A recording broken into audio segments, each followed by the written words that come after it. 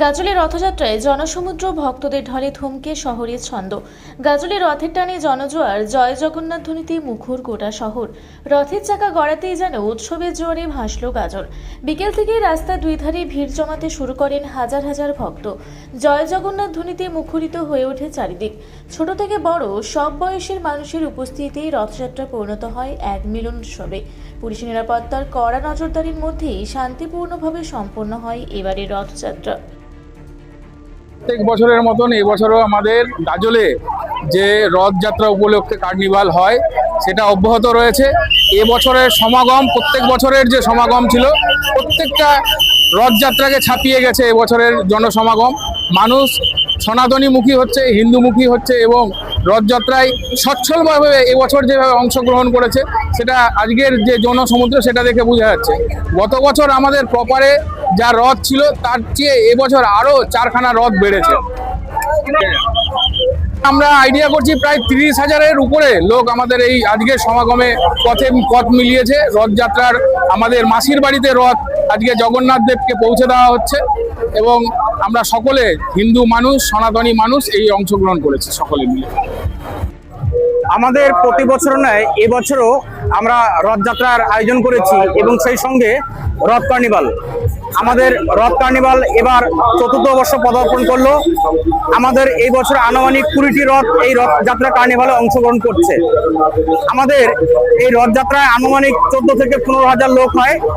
বিভিন্ন মন্দির থেকে রথযাত্রাগুলো বেরিয়ে এসে সকলেই আমরা গাজল বিদ্রোহী মোড়ে বিকেল 5টার সময় মিলিত হয়ে আমরা এখান থেকে বেরিয়ে সোজা হসপিটাল মোড় দিয়ে ঘুরে এসে বামনগোলা মোড় দিয়ে নয়াপাড়া তারককুঞ্জ স্বর্গীয় দুলালচন্দ্র রায় মহাশয়ের বাসভবনে আমরা ওইখানে থাকবো। ওইটা আমাদের মাসির বাড়ি। ওইখানে আমাদের 7 দিন পর্যন্ত বিভিন্ন গান বাজনা আনন্দের মধ্যে দিয়ে দুবেলা প্রসাদের ব্যবস্থা আছে সেখানে। আমরা সেই সঙ্গে সকল ভক্তবৃন্দ যারা আছেন আপনাদের সকলকে আহ্বান করছি, আপনারা আমাদের মাসির বাড়িতে আসুন, বিভিন্ন গান বাজনাগুলো উপভোগ করুন এবং সেই সঙ্গে প্রসাদ গ্রহণ করুন। 24 আমাদের 20টি রথ এই রথ কার্নিভালে অংশগ্রহণ করেছে।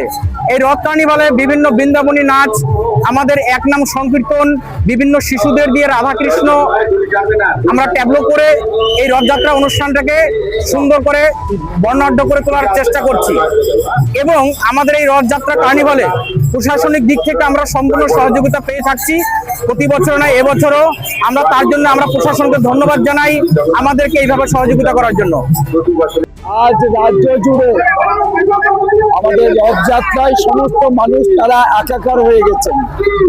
আমাদের রাজ্যে এবারই প্রথম পশ্চিমবঙ্গে, যেহেতু আমাদের পশ্চিমবঙ্গ সরকার তৈরি হয়েছে এবং এই সরকারের মাননীয় মুখ্যমন্ত্রী সম্মানীয় শুভেন্দু অধিকারী মহাশয় এই রথযাত্রায় সমস্ত মানুষকে তারা নির্ভয়ে যাতে এই রথযাত্রা তারা উদযাপন করতে পারেন তার এই নির্ভয়ের মধ্যে যে আজ সারা রাজ্যে দেখছেন ছোট বড় সমস্ত রথযাত্রার কমিটি তারা একসাথে তারা এই রথযাত্রা পালন করছেন এবং আনন্দের সাথে সবাই এই রথযাত্রায় সামিল হচ্ছেন।